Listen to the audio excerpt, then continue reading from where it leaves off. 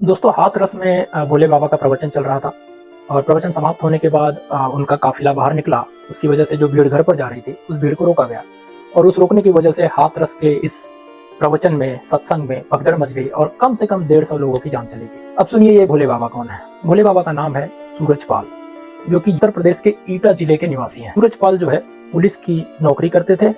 सन 1990 में उन्होंने खुद उस नौकरी से फोर्सफुली रिटायरमेंट ले लिया और अब वो गांव-गांव घूमकर प्रवचन करने लगे। और जैसा कि आप जानते हैं हमारी जनता इतनी महान है कि धीरे धीरे उनको भगवान बना दिया गया। उनके काफी फॉलोअर्स हैं यूपी में, मध्य प्रदेश में, राजस्थान में। सभी लोग उनके प्रवचन में आने लगे और अरबों करोड़ों की संपत्ति बनाकर वो बैठ गए। ये अलग ही हिंदू धर्म बना रहे हैं। ये बाकायदा पैंट शर्ट कोट टाई पहनकर प्रवचन करने बैठ जाते हैं। एक चीज हम भूल जाते हैं कि ये जो बाबा है ये लोग भगवान को जानने का एक माध्यम है, ना कि खुद भगवान है।